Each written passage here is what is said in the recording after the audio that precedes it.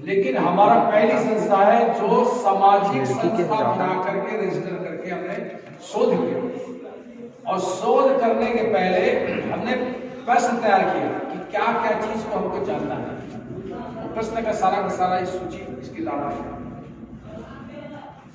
अब शोध होने के बाद में एक संस्था बना GSS, जिसमें हम आज क्लास ले रहे हैं। उस क्लास में बैठ करके मैं सारी चीज को बोलूंगा, समय हो जाएगा, लेकिन संक्षेप में मैं यही कहूंगा कि इसका मुख्य उद्देश्य है GSS का कि गुरु घासीदास और सतनाम से संबंधित जितने भी ऐतिहासिक हमको जानकारी प्राप्त मिला है उसका प्रचार प्रसार करना। नंबर 2, गुरु घासीदास सेवादार संघ GSS का 5 मुद्दा है लिखित रूप से। 5 मुद्दा को मैं 1 मुद्दा 2 मुद्दा 3 4 5 करके बता सकता हूँ। उसका एक बार नहीं कई बार उसको कागज में पत्ता लेके छपवाया गया, पावले पे छपवाया गया, किताब में छपाया। नंबर पहला मुद्दा है कि जो इतिहास हमको पढ़ाया जाता है भारत के इतिहास में और छत्तीसगढ़ के इतिहास में, उस इतिहास के बदले में गुरु घासीदास जी का सही इतिहास को, सतनामियों के, आदिवासियों के सही इतिहास को पढ़ाया जाना चाहिए, पाठ्यक्रम में पढ़ाया जाना चाहिए। पढ़ाया जाना चाहिए मतलब ऐसा नहीं कि जैसे झांसी की रानी लक्ष्मीबाई मुंगेली लोग भी कभी नहीं आए होंगे, आई थी क्या? नहीं आई। लेकिन हर स्कूल कॉलेज में जो बच्चे जानते हैं कि लक्ष्मीबाई कौन है, वो झांसी की रानी थी, ऐसा ऐसा करिए। वो क्यों जान गई लक्ष्मीबाई को लोरमी मुंगेली वाले? और यहाँ के गुरु बालकदास, गुरु घासीदास को, वेद नारायण सिंह को दिल्ली वाले क्यों नहीं जान रहे हैं, बंबई वाले क्यों नहीं जान रहे हैं? क्यों? क्योंकि हमारा जो इतिहास का जो सिलेबस पाठ्यक्रम है स्कूल कॉलेज में नहीं पढ़ाया जाता। नंबर 1 मांग हमारा GSS का है। इस मांग को इसके पहले किसी संस्था ने उठाया। नंबर 2, गुरु घासीदास के मानने वाले जो अपने आप को सतनामी कहते हैं, वो सतनामी कहलाने के लिए उसको प्रमाण पत्र जब आप प्रस्तुत करते हैं तो उसमें ये लिखा जाता है कि जाति सतनामी और धर्म हिंदू। ये ऐसा क्यों भाई? अगर किसी गांव में किसी आदमी को उसके नाम के साथ उसका बाप का नाम जुड़ा रहता है, क्योंकि दुनिया जानता है वो उसका फलाना बाप है, लेकिन अगर उसके बाप की जगह पे उसको ये कहा जाए कि ये इसका पिता ये नहीं है, फलाना है, तो उसको हम क्या बोल रहे हैं? हरामी बोल रहे हैं। हरामी बोलना नहीं बोल रहे, बोलो। अगर किसी गांव में किसी को हरामी कह दिया जाए, बेवारस कर दिया जाए, तो एक दूसरे को सिर फोड़ने के लिए क्राइम हो जाएगा। लेकिन आज सतनामी को सर्टिफिकेट जाके बनवा के देखो तहसीलदार में, कहीं भी आप उसमें कॉलम में लिख दोगे हिंदू, तभी तो आपको सर्टिफिकेट मिलेगा। अगर आपने कॉलम में धर्म का लिख दिया सतनाम, तो आपके कागज को फेंक देगा वो तहसीलदार या कोई भी कर्मचारी। इसीलिए फेंकेगा कि आपके लिए दुश्मनी है, वो इसलिए फेंकेगा कि सरकार के नियम कानून में ऐसा लिखा नहीं है कि सतनाम कोई धर्म है। तो इसका मतलब यह है कि हमें दूसरे का औलाद करने वाला, हरामी करने वाला ये सरकार को हम मांग कर रहे हैं कि अगर सतनामी अपने जाति प्रमाण पत्र में, अपने जनगणना में धर्म लिखाता है सतनाम, तो उसको मान्यता दिया जाए, उसके लिए कानून बनाया जाए। क्या ये मांग गलत है? इसलिए GSS का दूसरा ये मुद्दा जो किसी संस्था ने। नंबर 3 कि जो भी हमारा सतनाम का धार्मिक जगह है, चाहे वो भंडार हो, चटवा हो, कड़वा हो, तिलासी हो, खपरी हो, जो भी 10-12-15 जगह है, उस सारे जगहों पे जो पंडा लोगों का कब्जा मिल्कियत है वो हमारे समाज के नाम पे होना चाहिए, और समाज के नाम पे होगा तो उसके कानून बनाना पड़ेगा। क्योंकि समाज के नाम पे बनेगा तो जैसे सिखों का कानून बना है 1920-25 में सिखों का कानून बना हुआ है, ऐसी स्थिति था वहां पे पंजाब में, जहां पर वहां के गुरुद्वारों में पंडों का राज था, महंतों का राज था, लेकिन आम सिखों ने, आम वहां के सिख को मानने वाले धर्म के लोगों ने सरकार को खिलाफ लड़ाई लड़ा, आंदोलन किए, कई लोग बलिदान हुए। अंत में सरकार ने माना और कहा कि नहीं, वाकई ये जो जगह है ये सिखों की जगह है, उसे सामाजिक जगह है, और आज भी वो कानून चल रहा है। और आज हर साल 5 साल में उसी प्रकार से छत्तीसगढ़ विधानसभा में या भारत के संसद में इसके लिए कानून बनाया जाएगा। और ये कानून बनाने के लिए जीएसएसी एकमात्र संस्था है जो सतनाम धर्म स्थल को समाज के हाथ में सौंपने का कानून बनाने की मांग करता है। इसके बारे में बोल चुका हूं पिछले, क्या इससे फायदा है, किसको नुकसान हो रहा है, क्यों विरोध कर रहा है। नंबर 4 कौन सा है? सामूहिक, हाँ, कैसे लड़ाई लड़ाते हैं। अब मैं आपको उदाहरण बता रहा हूं। जैसे अभी हमारे मलावी जी ने कहा, ठीक है,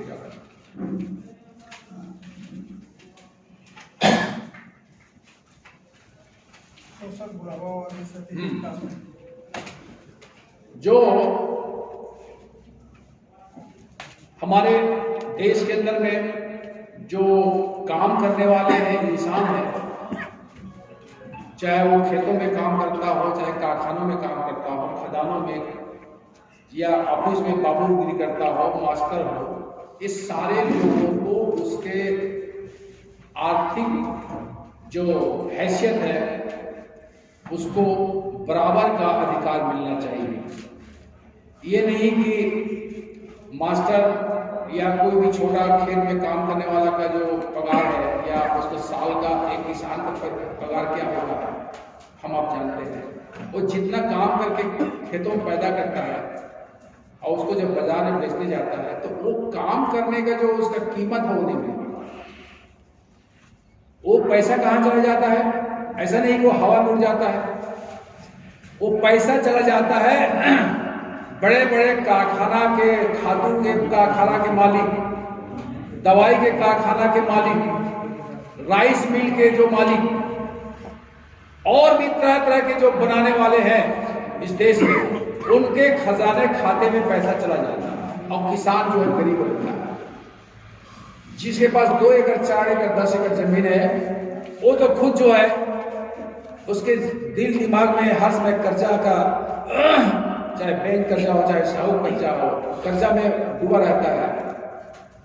और जो बनिहार बुधियार है जिसके पास कुछ नहीं है, जिला आम भाषा में नंगरा बोलते हैं, कुछ नहीं लेकर, उसका हालत तो बिल्कुल ऐसा है कि आज कमा रहा है, अगर कल बीमार हो गया, अगर नहीं जा पाया तो वो समझ लो या तो कर्जा मांगेगा या फिर मौत मर जाएगा। ये व्यवस्था इस देश में हटना चाहिए। जो कामकार है, जो दुनिया को सृजनहार है, जो सृजन कर रहा है, उनको उनका हिस्सा मिलना चाहिए। ये हमारा जीएसएस का 4वां मुद्दा है। 5वां मुद्दा है कि इस देश में विभिन्न धर्म और विश्वास मत के मानने वाले हैं, उन सब के बीच में जो अपना नेतागिरी स्वार्थ से लड़ाते हैं, मुसलमान को हिंदू से लड़ाओ, सतनामी को किसी और से लड़ाओ, आदिवासी को नक्सली बोल करके बंद कर दो, सतनामी को अपराधी बन के बोल को, जवाहरलाल नेहरू विश्वविद्यालय के जो विद्यार्थी हैं अगर वो जायज मांग करते हैं तो आप दमन कर दो।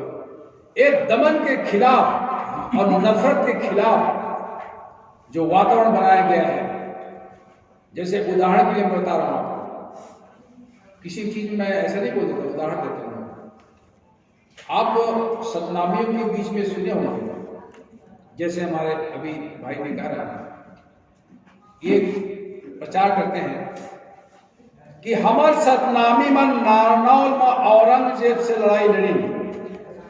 उनको ये होश ही नहीं रहता कि औरंगजेब का पैदाइशी और मृत्यु कब हुआ है, यहाँ पर गुरु घासीदास का पैदाइशी मृत्यु कब हुआ है, सतनाम आंदोलन कब चला है। नारनौल में गया हूं, दिल्ली गया हूं, पंजाब गया हूं, कहां नहीं गया हूं, सारे भारत घूम करके मैं सारा तथ्य इकट्ठा किया। जो आज मैं आपको इतने दावे से बोलता हूं, इसलिए बोलता हूं कि मैंने अपने उन दिनों में हर तरह की तकलीफ झेल करके लोगों को मिल गया, बात किया, चर्चा किया। तो नारनौल के अभी हमारे आप भाषण सुनेंगे, नारनौल के हमारे डॉक्टर शिव प्रताप सिंह, क्या नाम, शिवदास सिंह का भाषण सुनेगा अभी हमारा अम्बेडकर और कार्यक्रम होगा 2 बजे नारनौल के। यहाँ के लोग नारनौल जाकर के दुनिया का ढटम्मा करते हैं। डॉक्टर जगजीवन खरे के बारे में बताया वो तो आए थे साहब, डॉक्टर नहीं हो, वो झोला छाप डॉक्टर है, ज्यादा करेगा तो किसी शिकायत कर दिया अंदर हो जाएगा। तमाम बुराई जो है ये लोग कैसे लिखते हैं आपको पता ही चलेगा। वो लिखते हैं, देखो शब्द का फर्क जो मैं आपको बताया था, राजा ने शेर को मारा और राजा को शेर ने मारा, कि सतनामी मन मुसलमान मन के खिलाफ लड़ाई लड़ी। फर्क है। अगर ये कहना कि सतनामी मन मुसलमान के खिलाफ लड़ाई लड़ा और ये कहना कि सतनामी लोग औरंगजेब के खिलाफ लड़े, दोनों में क्या फर्क है? दोनों फर्क ये है कि आप एक लड़ाई बता रहे हो राजा के खिलाफ, आप एक लड़ाई बता रहे हो मुसलमान के खिलाफ। ये चालाकी होता है बताने का, कहने का। इधर बताया गया कि सतनामी नेता नैनदास अंजोर दास गौ के रक्षा करैया महंत रही है, और उसको क्या उपाधि दिए? गौ माता के भक्त। ये कब हुआ जानते हैं आप? जो मैं आपको भी बता रहा था जनगणना का, उस जनगणना का 10 रिपोर्ट में ये भी था कि जो गौ का मांस खाता हो वो हिंदू नहीं होगा। समझो, जो 10 पॉइंट बताया मैं, जो गौ को पूजी नहीं मानता वो हिंदू नहीं हो सकता। वो या तो प्रकृति पूजक होगा या फिर अस्पृश्य होगा। तो उनका जो संख्या कम होने का डर था, तो उन्होंने सतनामियों के पीछे गौ को अपना मानने वाला उसको बताया गया। वही कथा कहानी बताया जो नदिया में बहा करके मर गए, तो जा रहे घासीदास तह ओ जन्मा गौ लता है सही बापन माता मान करके पूजा कर दे और जनेऊ पहन दे, तब तो प्राप तो श्राप कटी। और यही किस्सा उत्तर प्रदेश में बाराबंकी फैजाबाद के पास में एक जगह है जिसको बोलते हैं कोटवा धाम। कोटवा धाम में भी यही किस्सा सुनने को मिला। वहां भी मैं गया कोटवा धाम में, वहां जगजीवन दास साहब है, वो ठाकुर थे, छत्री, लेकिन वो संत थे। उन्होंने अपना मठ बना करके वहां पूजा करता। तो उनके मानने वाले में बहुत लोग हैं, उसमें ठाकुर भी है, उसमें यादव भी है, वहां पर शिवदास के लोग हैं, जहां वहां पर खुलेआम को चमार बोलते हैं, आप सब जानते हो। उनके बीच में जगजीवन दास के मानने वाले थे, और उनको भी जब बताया गया कि भाई तुम लोग जो है सतनामी हो, जो छत्तीसगढ़ में एक जगजीवन दास के लोग जो है सतनामी बनाए हैं, ये बात सुनते हो। जगजीवन दास की कहानी, नारनौल की कहानी ये लोग आराम से बोलते हैं, इसलिए कि उसको औरंगजेब से जोड़ करके इनको मुसलमान के खिलाफ में एक रणनीति के तहत खड़ा किया जा सके। जैसे आज जो है अगर अखलाक की मौत होता है, उसे घर में घुस के मार दिया जाता है, ऐसी घटना आप सोच नहीं सकते कि आदमी जा रहा है घर में क्या पक रहा है खाना, तो एक आदमी बोलता है इसे घर में गौ मांस पक रहा है, गौ मांस पक रहा है, हाँ चलो निकालो साले को, मारो, कत्ल करो। मार दिया गया, कत्ल कर दिया गया। और एक जगह नहीं, कई दर्जन जगह किया गया। ऐसे क्यों किया गया जानते हो?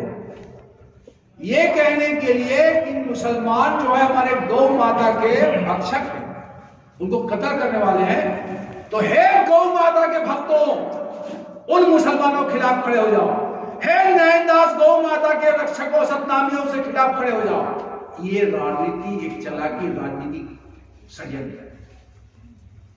इसीलिए हम कहते हैं, इसीलिए अम्बेडकर साहब ने कहा कि इस धर्म के